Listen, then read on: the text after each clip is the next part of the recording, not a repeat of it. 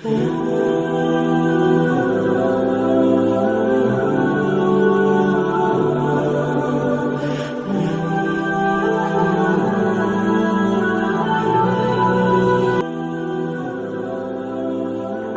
আলাইকুম সবাইকে।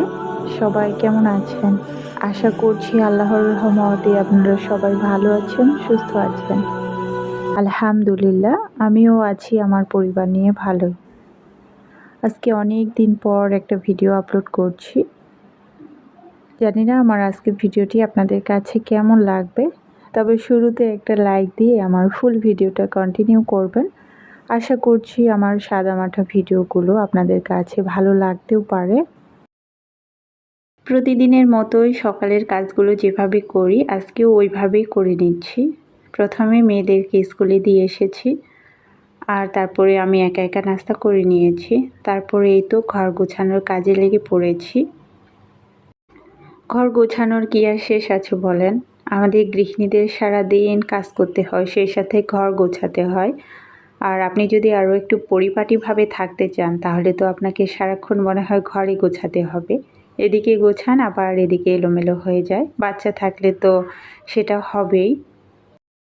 তো টানা কয়েকটা দিন যাবৎ আমি আমার আলমারি, ওয়ারড্রব মানে বাসার যাবতীয় কাপড় যেখানে যেখানে থাকে সব কিছু গুছিয়ে নিয়েছি। এত গুছিয়ে রাখি তারপরেও কিন্তু এলোমেলো হয়ে যায়।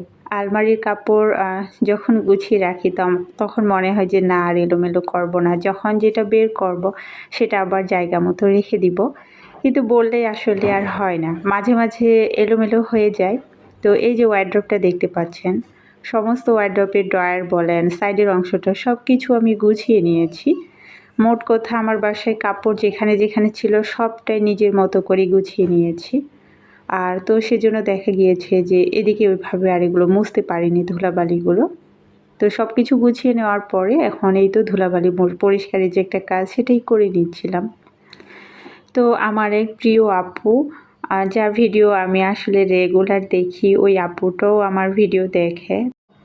তো সেই আপুটাই আমার এই আর্টিফিশিয়াল ফুলটা পছন্দ করেছিল, হয়তোবা ওনার কাছে ভালো লেগেছে।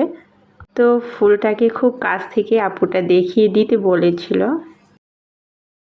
তো যদিও ওইভাবে আসলে দেখানোর কিছুই না, তো আপুটার কাছে মনে হয় যে এই আর্টিফিশিয়াল ফুলটা ভালো লেগেছিল, তো ওই আপুটার উদ্দেশ্যে একটু দেখিয়ে দিলাম। আর আমার ড্রেসিং টেবিলের উপরে যে একটা আর্টিফিশিয়াল ফুল ছিল সেটার ফ্লাওয়ার ভাসটা ভেঙে গিয়েছে। তো সেজন্য আমি এটা যে পহেলা বৈশাখের যে গ্রামীণ মেলাগুলো হয় সেগুলোতে গিয়েছিলাম। সচরাচর ওইভাবে যাওয়া হয় না, কিন্তু ওই দিন সন্ধ্যায় মেয়েদেরকে নিয়ে গিয়েছিলাম। তো এই ফ্লাওয়ার ভাসটা আমার কাছে অনেক বেশি ভালো লেগেছিল, সেজন্য নিয়েছিলাম। আবার প্রয়োজনও বলতে পারেন, সেজন্যই নেওয়া হয়েছে। তো কথা বলতে বলতে আমি কিন্তু ঘর গুছিয়ে নিয়ে মেয়েকে আবার প্রাইভেটে দিতে গিয়েছিলাম। তো আসার সময় 2টা স্যান্ডেল নিয়েছি। এখন যেহেতু বর্ষার মৌসুম, তো উপজেলা পর্যায়ে থাকি, বুঝতেই পারছেন কাদা তো থাকবেই। তো যেদিন প্রচুর বৃষ্টি হবে সেদিন এই স্যান্ডেলগুলো পরে যাব। 2 জোড়া নিয়েছি, একটা আমার বড় মেয়ের জন্য আর একটা আমার জন্য। সকাল থেকে এই পর্যন্ত একটানা কাজগুলো করেই যাচ্ছি। তো তারপরে দুপুরে রান্না করতে এসেছি। আজকে দুপুরের রান্নায় পোলার চাল, সেই সাথে মসুর ডাল মিক্স করে, আসলে খিচুড়িও বলবো না আর পোলাও বলবো না, আমি জানি না আসলে এটার নাম কি বলবো, তবে খেতে অসম্ভব মজার হয়। তো সেটাই রান্না করে নিব। আর কালকে রাত্রিবেলায় আমি মুরগির মাংস রান্না করে রেখেছিলাম, কারণ খুব সকালে যেহেতু আমার মেয়েদেরকে নিয়ে বের হতে হয়, তো ওইভাবে নাস্তা রেডি করে খাইয়ে আসলে অতটা সময় আমার আসলে পাওয়া যায় না। তো সেজন্য আমি রাত্রিবেলা কিছু না কিছু করে রাখি, আর সকালবেলায় শুধু চালের গুঁড়ার যে রুটি সেটা বানিয়ে দিয়েছিলাম, সেটা খাইয়ে আমি মেয়েদেরকে পাঠিয়ে দিয়েছি। আর এখানে আমি শুধু এটা রান্না করলে আমাদের দুপুরের খাবার কিন্তু হয়ে যাবে। বাসায় আসলে পুরুষ মানুষ না থাকলে যেটা হয় আর কি। তো 2 মেয়েকে নিয়ে থাকি, মেয়েরা খেতে যেটা পছন্দ করে সেটা একটা রান্না করে দিলেই কিন্তু হয়ে যায়। আর এপাশে আমি বেগুন ভাজি করব। বেগুনগুলোকে কেটে তারপরে পানিতে রেখে দিয়েছিলাম। এটার কি সুবিধা আসলে আমি বলতে পারবো না, তবে পানিতে রেখে দেওয়ার কারণে অনেকটা কালো পানি বের হয়েছে। তো তারপরে এখানে আমি যা যা মশলা দিয়ে বেগুনগুলো ভাজবো সেইভাবে মেখে নিয়েছি। আর এখন এই তো ভেজে নিব।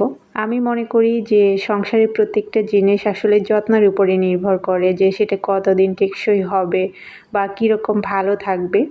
তো আমি আমার সংসারের প্রত্যেকটা জিনিস আসলে ওইভাবে পরিষ্কার রাখার চেষ্টা করি।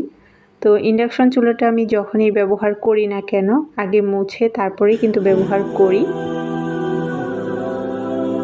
তো এই মুহূর্তে যারা আমার ভিডিওটি কন্টিনিউ করেছেন আপনাদেরকে অসংখ্য ধন্যবাদ জানাই। আর আজকে যারা আমার ভিডিওটি নতুন দেখছেন চাইলে আমার চ্যানেলটিকে সাবস্ক্রাইব করে রাখতে পারেন। আর অলরেডি যারা কাজটি করে দিয়েছেন আপনাদেরকে অসংখ্য ধন্যবাদ জানাই। তো ওই যে বললাম যে সকালে মেয়েদেরকে রুটি বানিয়ে দিয়েছিলাম, তো সেখান থেকে তো 2টা রুটি আমার জন্য রেখে দিয়েছিলাম।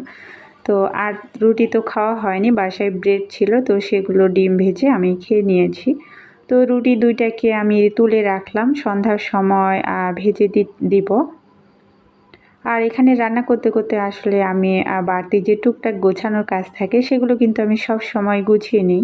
তাহলে দেখা যায় যে আপনার রান্নাও শেষ, টুকটাক যে কাজগুলো থাকে সেগুলোও কিন্তু শেষ হয়ে যায়।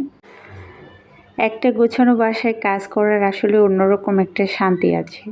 সেটা হচ্ছে যারা শুধু গুছিয়ে রাখে তারা এই শান্তিটা অনুভব করতে পারবে। বাসা গোছানো বলতে আমি এখন গোছানোর কথা বলছি না। এই যে ধরেন আপনার আলমারি, ওয়ারড্রপ আছে, যেমন ধরেন যে শু ক্যাবিনেট আছে, কিচেন ক্যাবিনেট আছে, এই যে ভিতরের অংশগুলো এগুলো যদি আপনি সব সময় গুছিয়ে রাখেন ভালোভাবে তাহলে দেখবেন যে আপনার প্রতিদিনের যে কাজগুলো সেগুলো কিন্তু অনেকটা সহজ হয়ে যায়। ওই যে মনের মধ্যে ভাবেন যে না সব কিছু তো আমার গোছানো আছে, এই যে একটা আলাদা রকম প্রশান্তি, এটার আসলে অন্যরকম একটা ভালো লাগা কাজ করে। তো আসলে সেগুলো গোছানো থাকলে প্রতিদিনের কাজগুলো করতে অতটা বিরক্ত বোধ আসে না, মনে হচ্ছে যে খুব সহজভাবে হয়ে যায়। তো চাল ধোয়া পানিটা আসলে আমি রেখে দিয়েছিলাম, এখন যদিও গাছে পানি দেওয়ার সময় না, তারপরও পানিটা আর ফেলে দিলাম না, সেটা দিয়ে দিয়েছি। তো বেগুন ভাজাটা হতে আসলে একটু সময় লাগে, সময় নিয়ে ভাজলে বেগুন ভাজাটা খেতে মজা হয়। তো বেগুনগুলো ভাজতে ভাজতে আমি আনুষঙ্গিক যে কাজগুলো ছিল টুকটাক সেগুলো গুছিয়ে নিয়েছি। তো এই ছিল আজকে আমার দুপুরে টুকটাক রান্নাবান্না। তো তারপরে গোসল আছে, নামাজ আছে, তারপরে দুপুরের খাবার খাবো। তো আজকের ভিডিওটা আর বড় করতে চাচ্ছি না। সবাই ভালো থাকবেন, সুস্থ থাকবেন। আল্লাহ হাফেজ। আসসালামু আলাইকুম।